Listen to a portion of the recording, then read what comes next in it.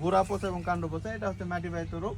এটা মাটি যদি ভিজা থাকে, যত ভিজা থাকবে বা স্বেচ্ছাতা থাকবে তত এর বিস্তার হবে। যাতে যেন এই রোগটার বিস্তার না হয়।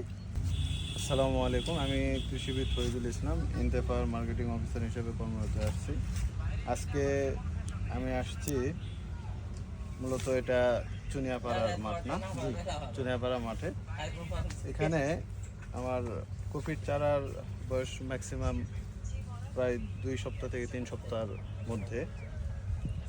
আসলে এই মুহূর্তে আমার হাতে যে চারাটা দেখতে পাচ্ছেন, এটা মূলত গোড়া পচা এবং শিকড় পচার কারণে গাছের কি হয়েছে, মারা গেছে। আসলে মূলত এই রোগটা হয় ফিউজেরিয়াম এবং স্ক্লেরোসিয়াম রপসি, এই ছত্রাকের আক্রমণে এই রোগটা হয়। ফিউজেরিয়াম যে নামক যে ছত্রাকটা থাকে সেটা অ্যাটাক করে শিকড়ে আর কি, হ্যাঁ, এই শিকড়ে অ্যাটাক করার কারণে কি হয়, গাছ যে মাটি থেকে যে পানিটা নিবে এর প্রক্রিয়াটা বন্ধ হয়ে যায়। তারপরে যে মাটি থেকে যে পুষ্টিটা খাবে এটাও এই গাছ বন্ধ হয়ে যায়, মানে শিকড়ের মাধ্যমে। তখন পানি এবং পুষ্টি কোনো কিছুই খেতে পারে না।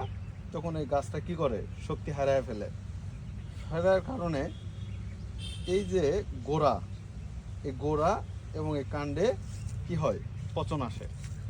ঠিক আছে, এই স্ক্লেরোসিয়াম রপসি তখন এখানে অ্যাটাক করার কারণে এই ভেজা পচনটা হয়। আর মূলত এই পচন থেকে রক্ষা পাওয়ার জন্য আমাদের যেটা করণীয়, যদি প্রাথমিক অবস্থায় থাকে তাহলে সেটা আমরা হাদাক ব্যবহার করতে পারি।